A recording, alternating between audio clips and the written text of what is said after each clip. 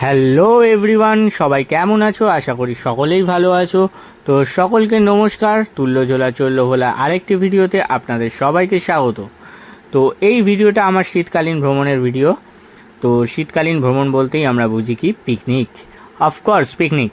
তো এই জায়গাটা একটি অত্যন্ত জনপ্রিয় পিকনিক স্পট। হ্যাঁ, আশা করি সকলেই বুঝতে পারছেন আমি কোথাকার কথা বলছি। টাকি আমাদের সকলের পরিচিত এবং খুবই পছন্দের একটি জায়গা।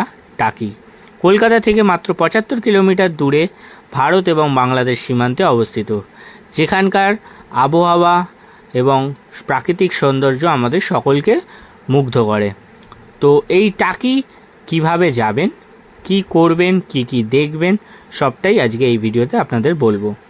তো কলকাতা থেকে আপনারা খুব সহজেই সড়কপথে এবং রেলপথে টাকি চলে যেতে পারেন।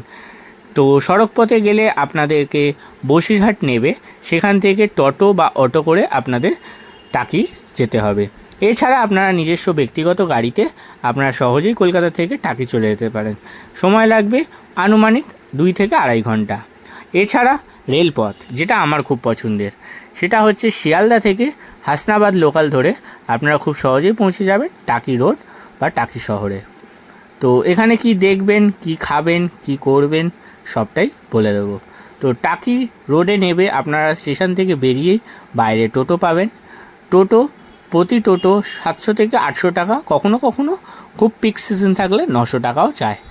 তো সেই টোটো একটি রিজার্ভ করে আপনারা অতি সহজেই ঘুরে নিতে পারবেন টাকি রাজবাড়ি, ঘোষবাড়ির দালান বাড়ি এবং খুবই পরিচিত আমাদের চিত্র পরিচালক কৌশিক গাঙ্গুলির জন্মভিটে, এবং ঠিক তারই উল্টো দিকে আমাদের গয়নার বাক্স বলে যে একটি সিনেমা এসেছিল বাংলা চলচ্চিত্রে, তার শুটিং হওয়া সেই বাড়ি এবং কর্নেল চৌধুরীর বাড়ি। এছাড়া ইচ্ছামতি নদীর পাড় এবং মিনি সুন্দরবন, যাকে বলে গোলপাতার জঙ্গল। তো কিভাবে দেখবেন? প্রথমেই চলে যাবেন রাজবাড়ি।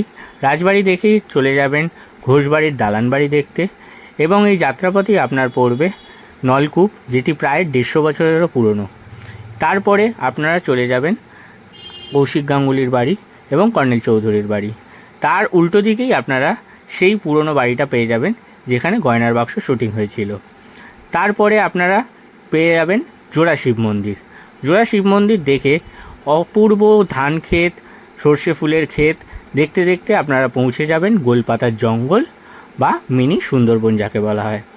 তো এইখানে ঢুকতে গেলে আপনাদের আধার বা ভোটার কার্ড লাগবে, এবং এখানে এই আধার বা ভোটার কার্ডটা জমা দিয়ে তারপরেই আপনারা যেতে পারবেন এই সুন্দরবন, মিনি সুন্দরবন দেখতে, যেটাকে গোলপাতার জঙ্গল বলা হয়। কারণ এইটা পুরোপুরি বলতে গেলে একদম ইচ্ছামতি নদীর পাড়, যেখান থেকে মানে পুরো বাংলাদেশ আপনারা সীমান্ত ক্রস করে যাচ্ছেন এক প্রকার বলতে গেলে।